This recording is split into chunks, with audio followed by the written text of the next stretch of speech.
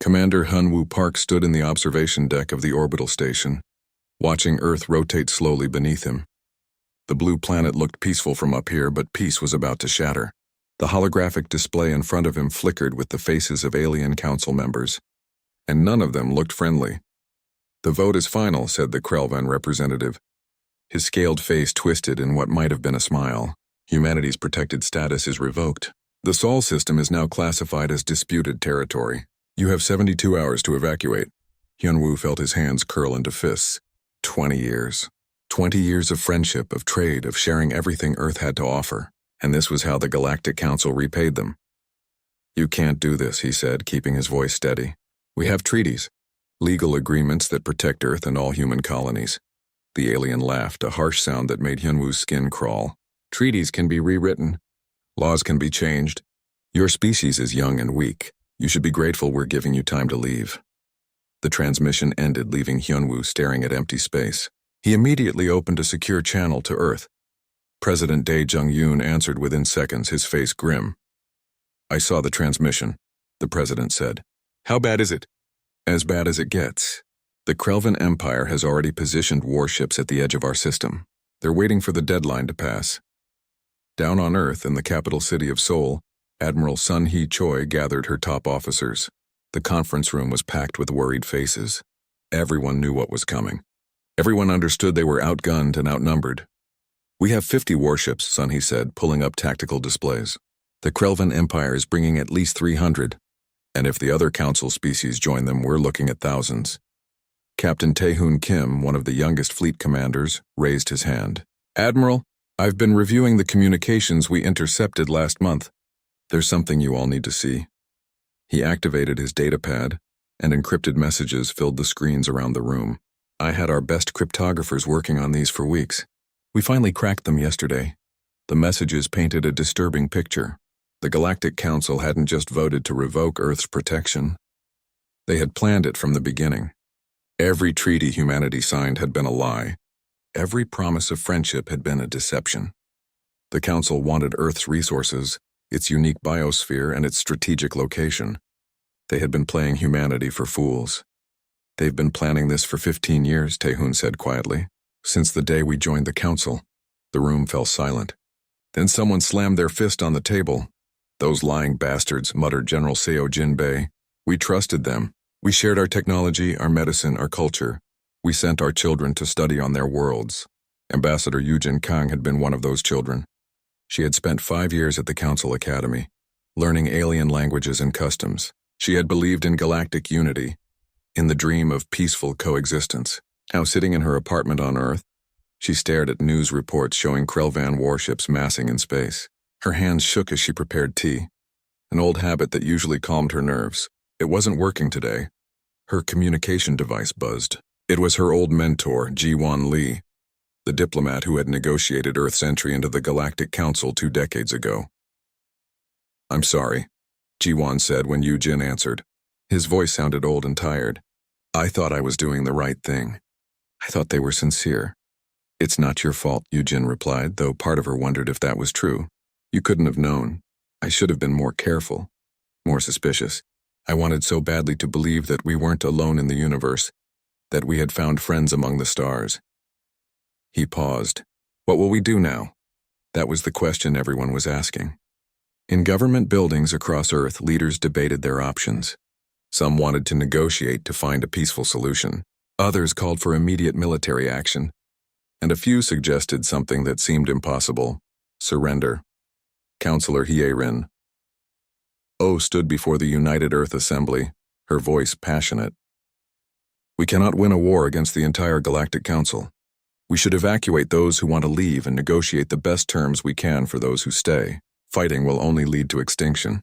But Commander Hyunwoo Park saw things differently. He had returned to Earth for the emergency session, and now he stood to speak. "Extinction will come either way if we surrender," he said. "The Krelvans don't want coexistence. They want our planet and everything on it. If we leave, they'll hunt us down wherever we go. If we stay and submit, they'll make us slaves." He looked around the assembly chamber. "I say we fight, not because we want war, but because we have no choice." President Dae Jung-yoon listened to both sides, weighing every argument. Finally, he called for a private meeting with his inner circle. In a secure bunker beneath the Korean peninsula, he gathered his most trusted advisors. "There's something you all need to know," he said. "Something we've kept secret even from most of our own government." He activated a hidden elevator and they descended deep underground. The facility that opened before them was massive, filled with equipment and weapons that seemed decades ahead of anything Earth had publicly shown. Scientists and engineers worked at stations throughout the complex. Dr. Minji Han, the lead researcher, greeted them with a tired smile. "Welcome to Project Thunderstrike. I'm glad we can finally stop hiding." She led them through the facility, explaining what humanity had been building in secret. While the galaxy had focused on energy weapons and deflector shields, Earth had continued advancing their kinetic and nuclear technologies to levels the Council couldn't imagine. Railguns that could fire projectiles at significant fractions of light speed, missiles with quantum guidance systems that couldn't be jammed, warheads that made old atomic bombs look like firecrackers. "We knew we were physically weaker than most alien species," Minji explained. "We knew we couldn't match their natural advantages. So we focused on what we do best: engineering, innovation, and warfare." President Yoon stared at the weapons in awe and horror. "Can we win with these?" "Win?" Minji shrugged. "Maybe not against the entire council, but we can make them regret attacking us. We can make them pay a price they never imagined." Back in orbit, Hyunwoo received a priority message from the president. The orders were clear: prepare the fleet for combat, but don't fire first. Earth would give the Galactic Council one chance to reverse their decision, one chance to admit their betrayal and make it right. And if they refused, humanity would show them that being young and small didn't mean being weak. The galaxy was about to learn a hard lesson about humans. They could be kind and generous when treated with respect, but dangerous beyond measure when betrayed. The countdown began. 72 hours until the Krelvan Armada entered attack range. 72 hours for humanity to prepare for war or negotiate for peace. 72 hours before everything changed. The Galactic Council chamber buzzed with conversation as Ambassador Yujin Kang walked to the speaker's platform. Representatives from hundreds of species watched her with expressions ranging from curiosity to contempt. The Krelvan Emperor himself sat in the highest seat, looking bored. Yujin activated her translator and began speaking. Her voice was calm and clear, echoing through the massive chamber. "Members of the Galactic Council, I come before you today to present humanity's response to your decision. We are disappointed but not surprised by your betrayal. We now understand that your friendship was always false." Murmurs rippled through the audience. The Krelvan Emperor leaned forward, his eyes narrowing. "We demand 3 things, Yujin continued. First, immediate reversal of the vote that revoked our protected status. Second, reparations for the damage your deception has caused. Third, public trials for those who conspired to betray us." Laughter erupted throughout the chamber. The Krelvan Emperor stood, his massive form dominating the room. "You demand?" His voice dripped with mockery. "You are in no position to demand anything, human. Your species has been part of this council for barely 20 years. We have existed for millennia. We have fought wars you cannot imagine. What could you possibly threaten us with?" Yujin smiled, and something in that smile made the laughter die down. "You have 48 hours to meet our demands. If you refuse, you will learn exactly what humanity is capable of." She turned and walked out of the chamber without waiting for a response. Behind her, the council erupted in angry shouts and heated debates. But Yujin didn't look back. She had delivered her message. Now it was time to show them she meant every word. High above Earth's orbital station, the human destroyer Soul's Fury prepared for combat. Captain Jaewon Shin reviewed his orders one final time. His mission was simple but dangerous. Engage a Krelvan battle group and show them what human weapons could do. "Sir, we're detecting 12 Krelvan ships approaching," reported his sensor officer. "They're in standard attack formation." Jaewon nodded. "Good. Let them come closer. I want them to see us clearly before we fire." On the bridge, tension was thick. The crew had trained for this moment, but training and reality were different things. They were 1 ship against 12. Even with their secret weapons, the odds seemed impossible. The Krelvan commander opened a communication channel. His face appeared on the view screen, smug and confident. "Human vessel, you are ordered to power down your weapons and surrender. Resistance is futile." Jaewon allowed himself a small smile. "We respectfully decline. In fact, we have a message for your emperor. Watch carefully and learn." He closed the channel and turned to his weapons officer. Fire when ready. What happened next shocked the galaxy. The Soul's fury unleashed weapons that seemed impossible. Railgun rounds accelerated to incredible speeds, punching through Krelvan shields like they didn't exist. Missiles with quantum guidance systems that couldn't be fooled or jammed.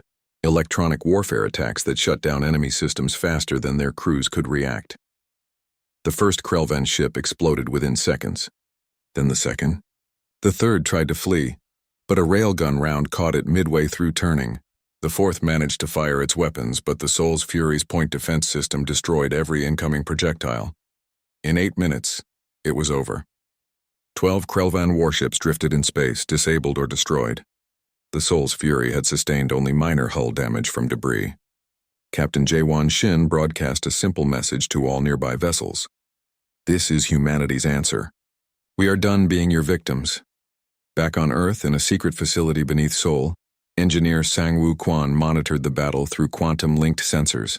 Around him, other scientists and military personnel watched in awe as their weapons performed beyond even their best projections.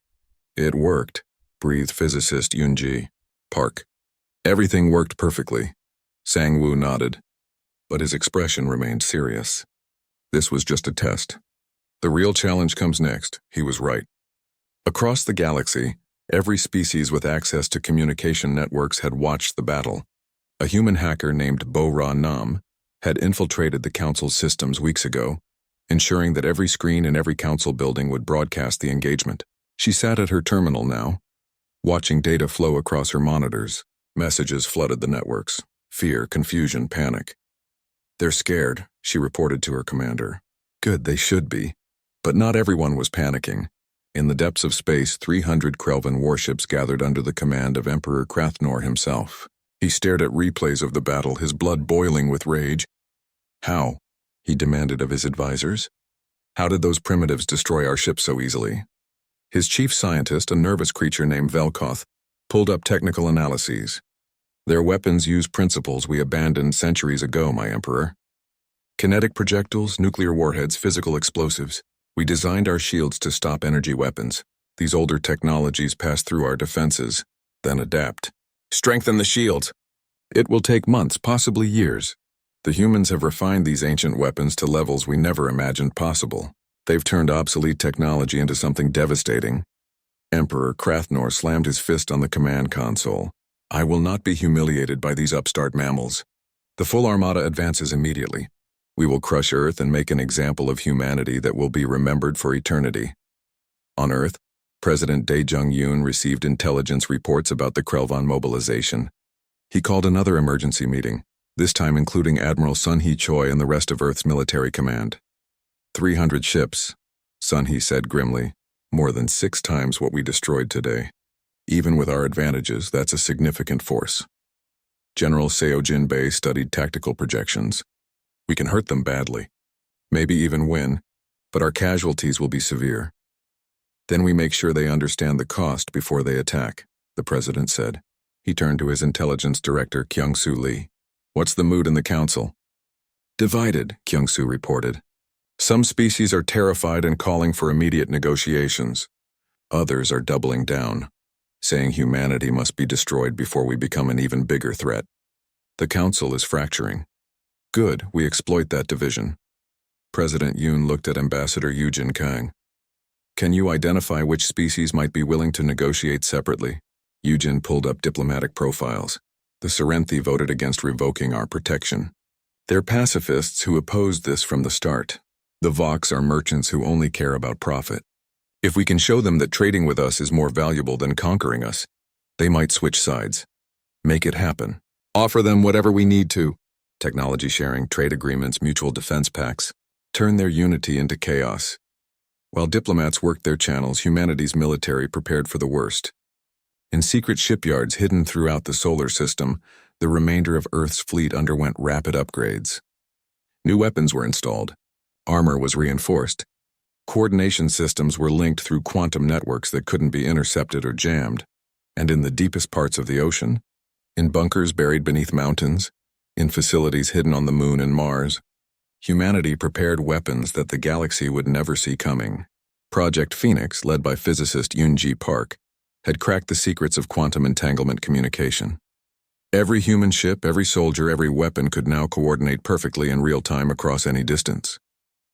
"We're ready," Admiral Sun Hee-choi reported to President Yoon. "Whatever they throw at us, we'll be ready." The 48-hour deadline approached. Across the galaxy, species waited to see if humanity was bluffing or if they truly had the power to back up their ultimatum. On Earth, billions of people went about their lives, many unaware of how close they stood to total war. In the council chamber, representatives argued and schemed. The Krelvan Empire refused to back down. Several allied species pledged their support for the invasion, but others quietly contacted Earth's ambassadors seeking separate peace deals. The unity of the Galactic Council, built over thousands of years, cracked under pressure from a species that had joined only 2 decades ago. As the deadline expired, President Dae Jung-yoon broadcast to the entire galaxy. His face appeared on every screen, every monitor, every communication device capable of receiving transmissions. "People of the galaxy, we gave you 48 hours to reverse your betrayal. You refused. We are a young species, it's true. We are physically weaker than most of you, but we are not helpless. We are not victims, and we will not surrender our freedom without a fight." He paused, his expression hardening. "You wanted to see what humanity is capable of. Very well. Operation Reckoning begins now." The galaxy changed in an instant. Across 1,000 worlds, the carefully constructed infrastructure of the Galactic Council suddenly went dark.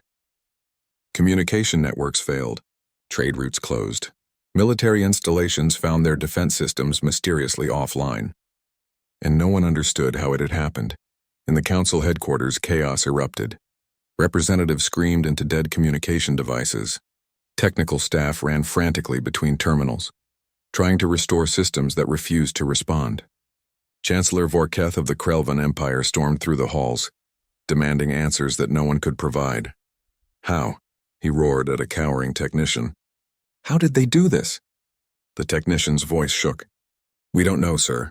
All our primary and backup systems are locked out. Someone has complete control of our networks." What they didn't know was that someone was engineer Haiwan Jung.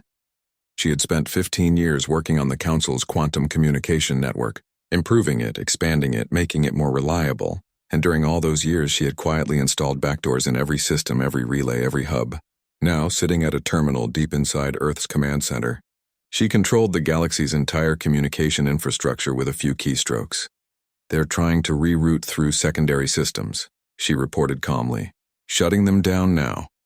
Commander Tae-young Kim stood beside her, coordinating special operations teams scattered across Council space. On his displays, green lights indicated successful missions.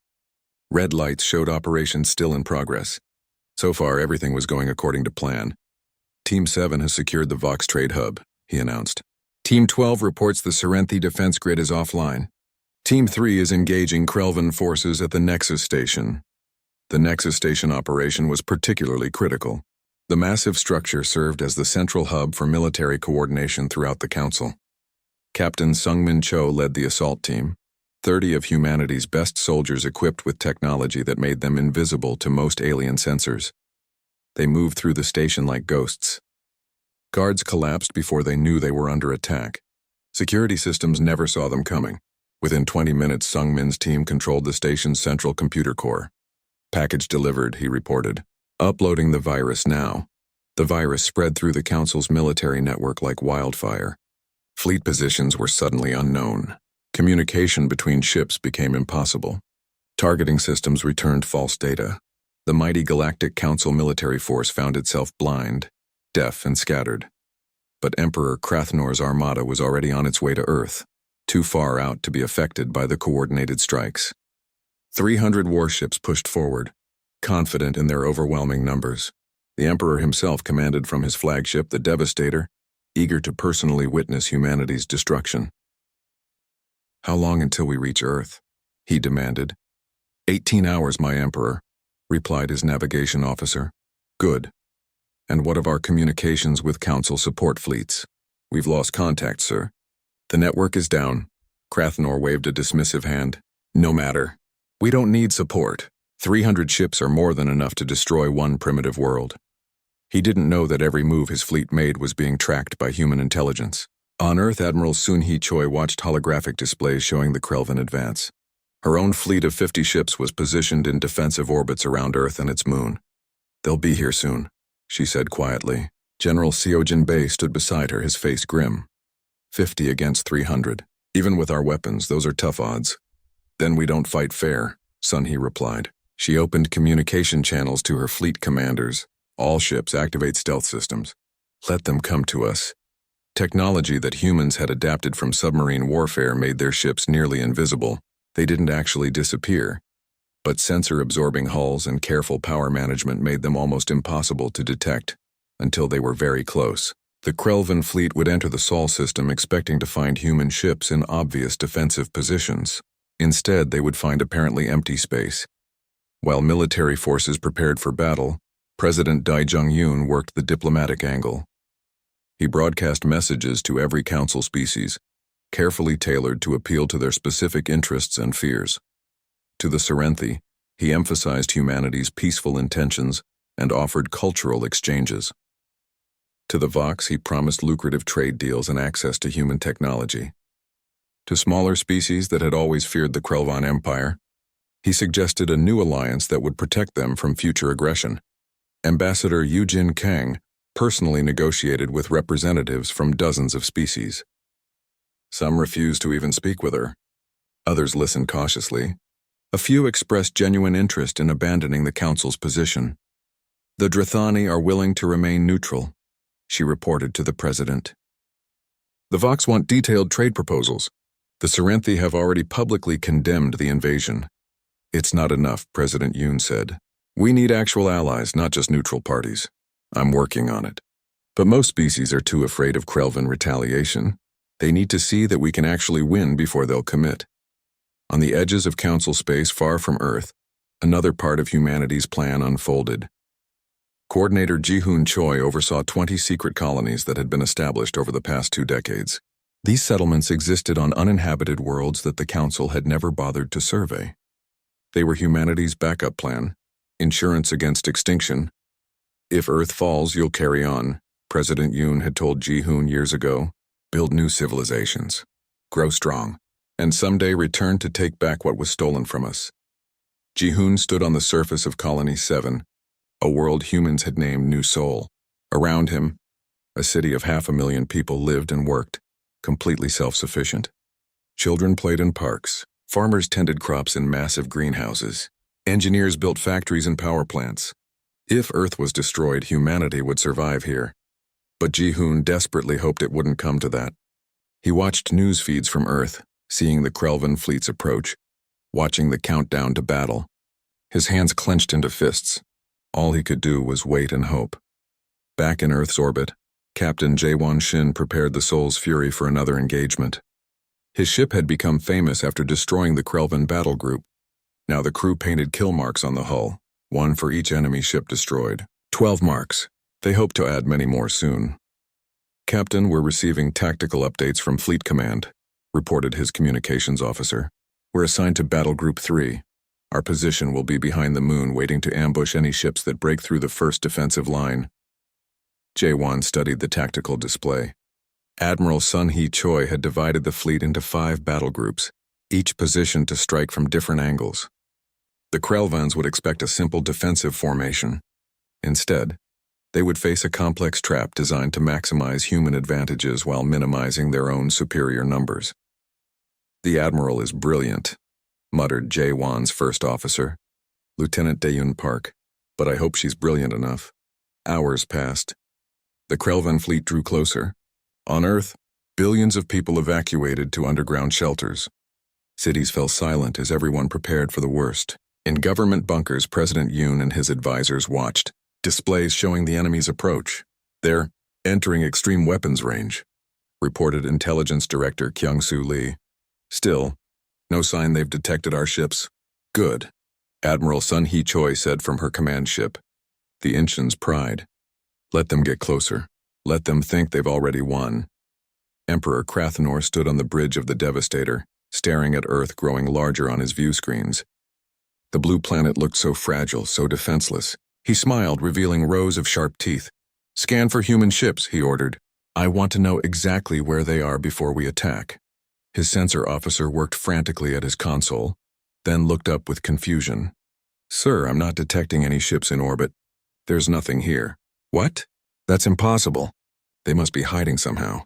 Intensify scans. Use every sensor we have. More officers joined the search, but the results remained the same. The human fleet had simply vanished. Crathnor felt a cold sensation creeping up his spine. Something was wrong. This was too easy. Sir, should we proceed with the attack? Asked his tactical officer nervously.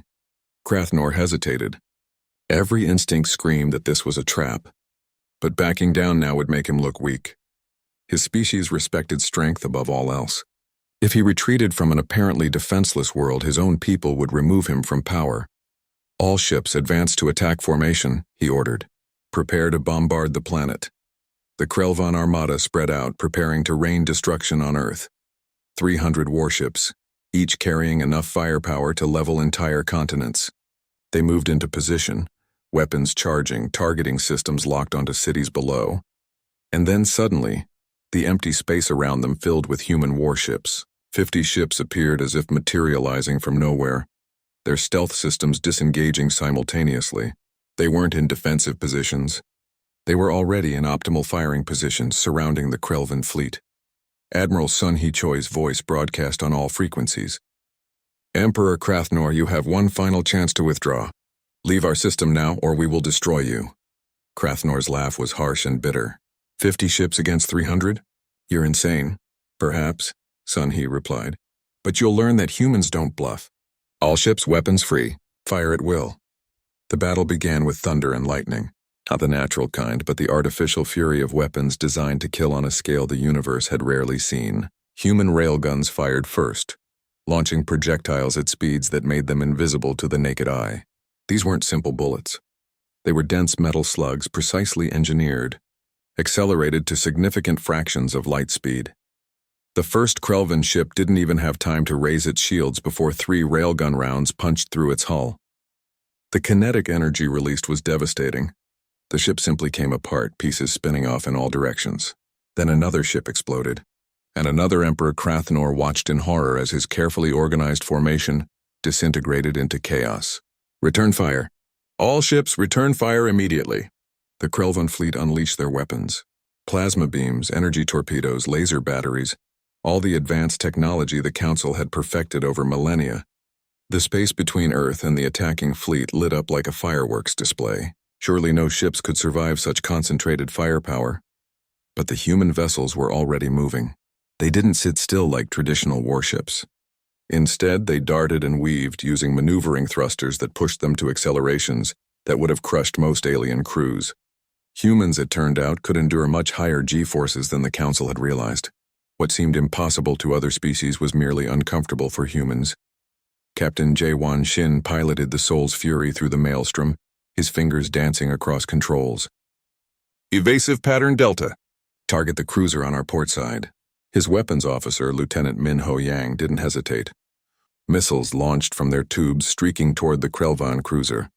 These weren't normal missiles either. They used quantum guidance systems that locked onto targets through quantum entanglement. Jamming them was impossible. Deceiving them was impossible. The missiles simply knew where their targets were.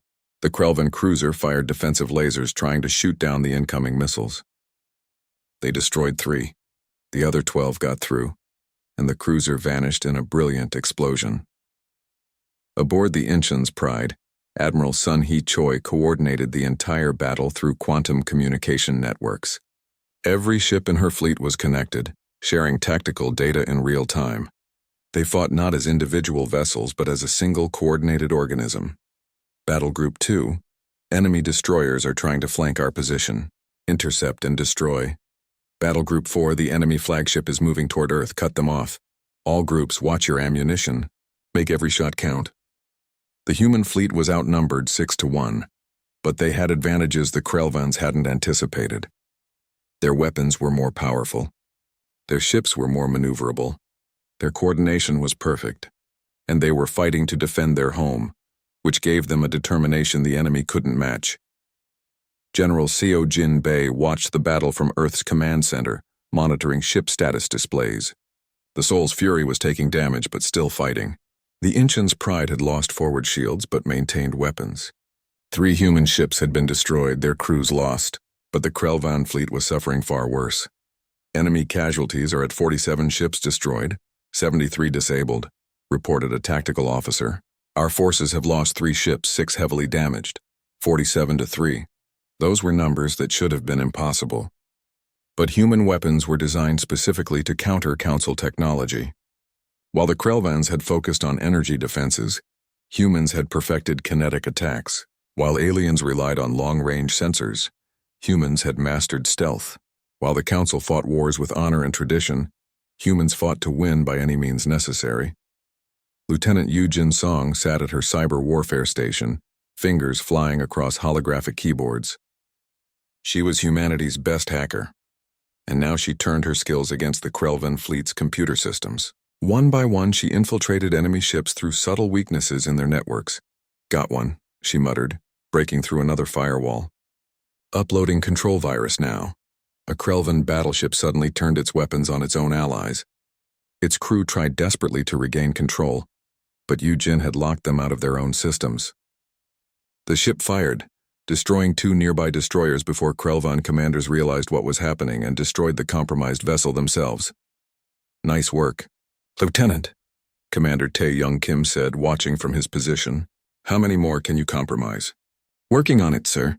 Their security is better than I expected, but I'll find ways in." Emperor Krathenor screamed orders on the bridge of the Devastator. Everything was going wrong. His fleet was supposed to overwhelm the humans through sheer numbers.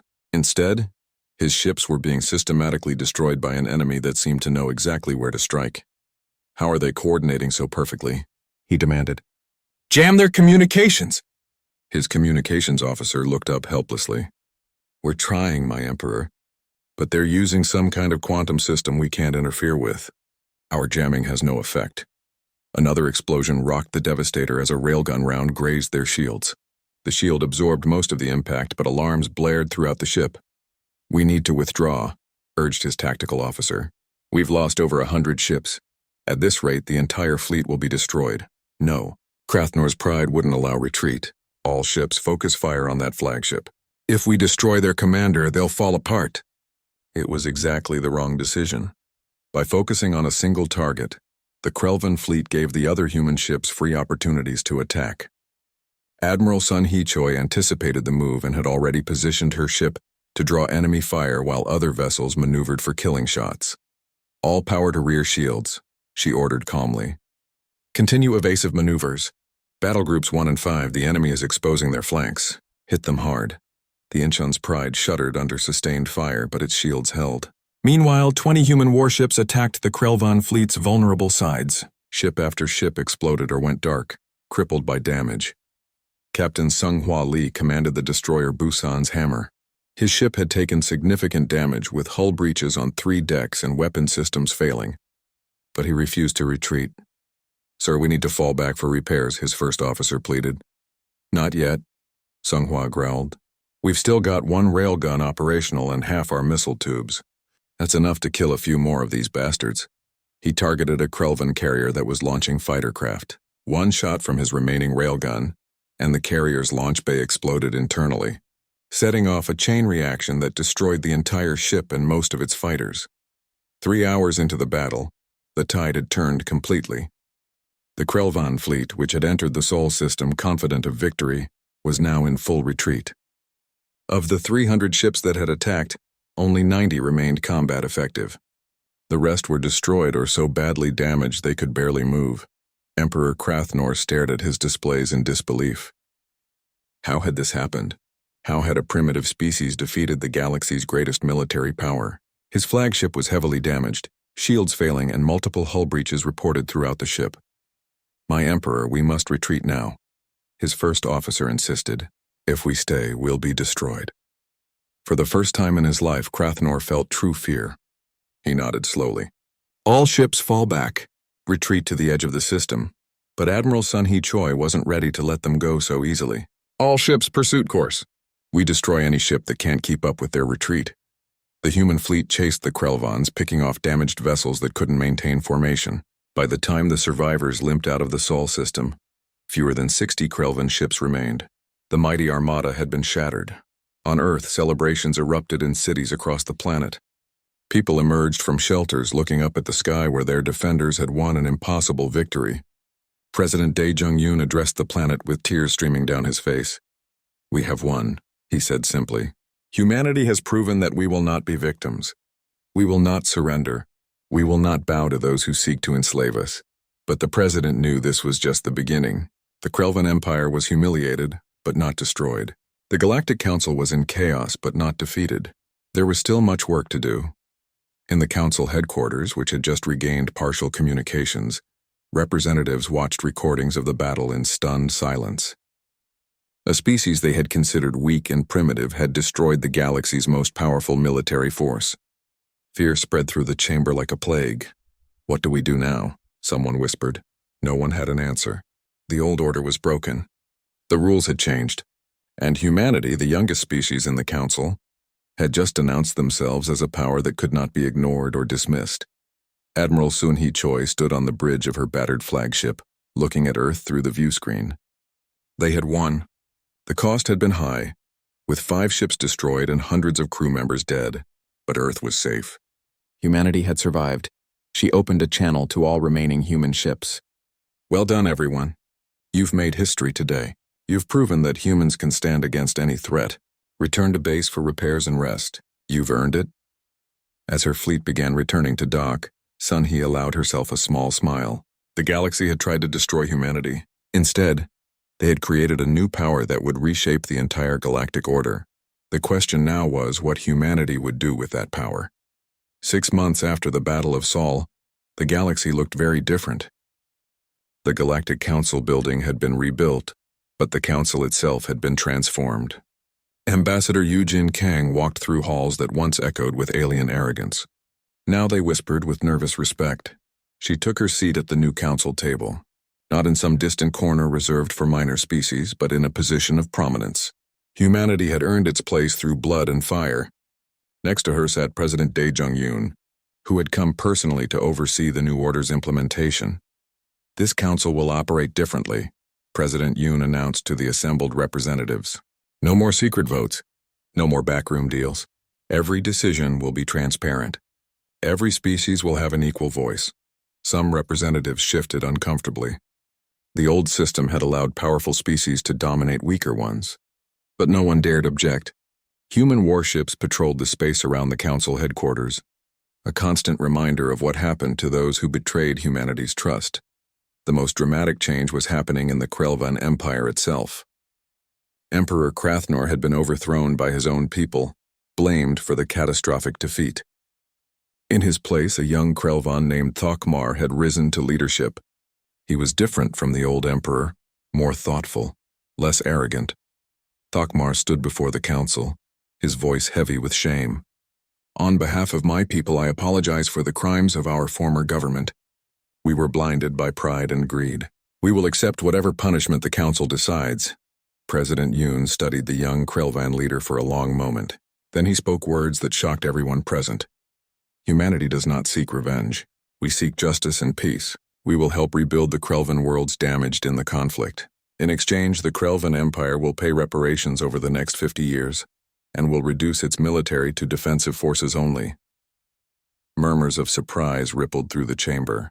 Many had expected humans to demand harsher terms, perhaps even the complete destruction of the Krelvan species. But President Yoon had other plans.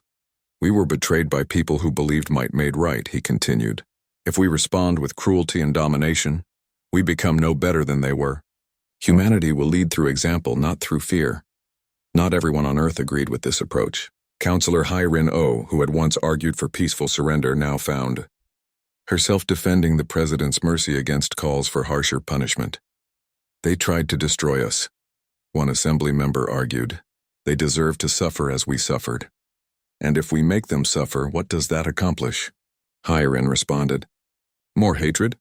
More desire for revenge?" President Yoon is right. We break the cycle of violence or we become trapped in it forever. Commander Hyun-woo Park, who had once advocated for military action, found himself agreeing with her. He had seen enough death in the Battle of Sol. Now he wanted to build something better. The trials of those who had conspired against humanity began in the rebuilt council chambers.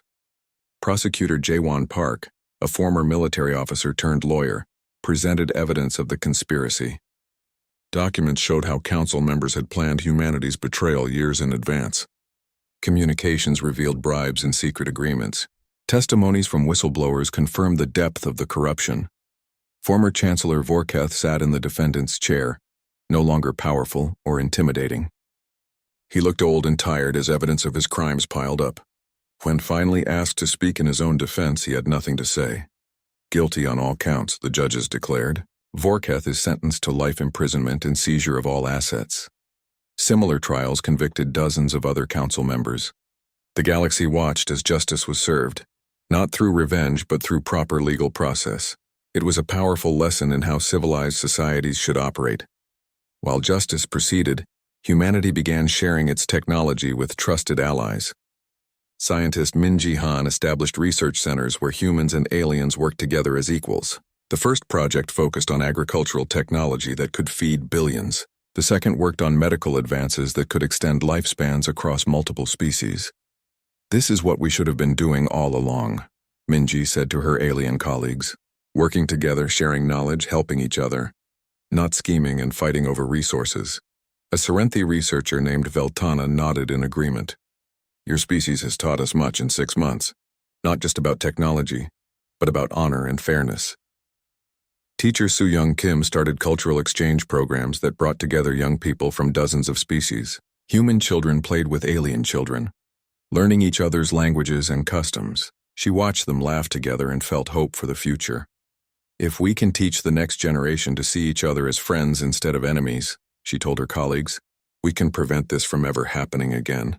But not everything was peaceful. Intelligence Director Kyung-soo Lee discovered that some council species were secretly rearming. They hadn't forgiven humanity for disrupting the old order. They were just waiting for an opportunity to strike back. He brought his findings to Admiral Sun-hee Choi, who had been promoted to Supreme Commander of Earth Defense Forces. "What do you want to do about it?" Kyung-soo asked. Sun-hee studied the intelligence reports carefully. "We watch them closely. We maintain our military strength. We hope for peace but prepare for war. That's always been humanity's way." She approved construction of new defensive stations throughout human-controlled space, not because she wanted to fight, but because she understood that strength prevented conflict. As long as potential enemies knew humanity could defend itself, they would think twice before attacking. Far from Earth, on the colony world of New Seoul, Coordinator Ji-hoon Choi watched his city grow. The colony that had been a backup plan was now a thriving community. More settlers arrived every month, people who wanted to help humanity expand among the stars. A young girl approached him in the central square. She was 8 years old, born on New Seoul, and had never seen Earth except in pictures. "Sir, is it true that Earth almost died?" she asked. Ji-hoon knelt down to her level. "Yes, bad people tried to destroy our home, but brave people defended it, and now we're building a future where no one can threaten us again. I want to be brave like them when I grow up. Then study hard and be kind to others. Bravery isn't just about fighting. It's about standing up for what's right, even when it's difficult." Back on Earth in a memorial garden in Seoul, Commander Hyunwoo Park walked among monuments to those who had died in the Battle of Seoul. 5 ships lost, 473 crew members who would never come home. He knew every name, had written letters to every family. A young officer approached him, a cadet fresh from the academy. "Sir, may I ask you a question?" "Of course." "Do you think there will be another war?" Hyunwoo looked up at the sky, where human ships patrolled alongside vessels from allied species. The Seoul's Fury was up there, Captain Jaewon Shin still commanding it, still keeping watch over Earth. "Maybe," Hyunwoo said honestly. "There are still species that resent us, still people who dream of returning to the old ways, but they know what happens when you threaten humanity. We gave them an ultimatum. We showed them we keep our promises. All of them. Were you scared?" "During the battle?" "Terrified. Anyone who says they weren't scared is lying. But being brave doesn't mean not being afraid. It means doing what's necessary despite the fear." The cadet saluted and walked away, leaving Hyunwoo alone with his thoughts. He thought about everything that had happened. The betrayal that had brought humanity to the edge of extinction. the desperate stand that had saved their species, the victory that had reshaped the galaxy. President Dai Jung-yoon stood in his office looking at reports from across human space. Trade agreements with 40 species, defense pacts with 20 more, scientific collaborations that promised advances beyond anything humanity had achieved alone. The dream of peaceful coexistence was becoming reality, but he never forgot the cost. The lives lost in the Battle of Seoul, the trust that had been shattered, the innocence that humanity had lost when they realized the galaxy wasn't as friendly as they had hoped. Ambassador Yujin Kang visited him, bringing news from the Council. 3 more species have requested to join the Reformed Council under our new rules. The Vox are proposing a free trade zone that would benefit everyone, and the Serenthi want to establish a joint university for galactic studies. Good news, all of it, but stay vigilant. Not everyone is happy with the changes we've made. I know, but every day we prove that the new system works better than the old one. Every day we show that cooperation beats domination. Eventually, even our enemies will see the truth. 20 years later, an elderly ambassador, Yujin Kang, stood before the council on the anniversary of humanity's ultimatum. Gray hair and wrinkles marked her face, but her voice remained strong. We gather today to remember a dark time in galactic history, a time when betrayal and greed nearly destroyed a young species. But we also celebrate what came after: peace, prosperity, justice. The galaxy is better now than it was then. She looked around at representatives from hundreds of species, many of whom had been children when the Battle of Seoul was fought. Let us never forget the lessons we learned, that treachery has consequences, that even the seemingly weak can be strong, that civilization is built on trust and mutual respect, and that humanity, when threatened, will do whatever is necessary to survive. The council chamber erupted in applause, not the nervous, fearful applause of defeated enemies, but genuine appreciation from friends and allies. The galaxy had learned to respect humanity, and in doing so had learned to respect each other. From orbit, Earth looked peaceful and beautiful. The blue planet that had nearly been destroyed was now the heart of a new galactic civilization. Human ships patrolled alongside alien vessels, all working together to protect the peace they had built. In the memorial garden in Seoul, a new generation of children played among the monuments. They would grow up in a galaxy where humans were respected, where treaties were honored, where justice prevailed. They would never know the fear that had gripped their grandparents when the Krelvan Armada approached Earth, but they would be taught the story. They would learn about Commander Hyunwoo Park and Admiral Sun-hee Choi, about President Dae Jung-yoon and Ambassador Yujin Kang, about the ordinary people who had done extraordinary things to save their species, and they would understand that humanity's greatest strength wasn't their weapons or their technology. It was their refusal to accept defeat, their determination to stand up for what was right, their ability to forgive enemies and build alliances, their commitment to justice and fairness. The galaxy had tried to destroy humanity. Instead, they had awakened a power that would guide the stars toward a better future.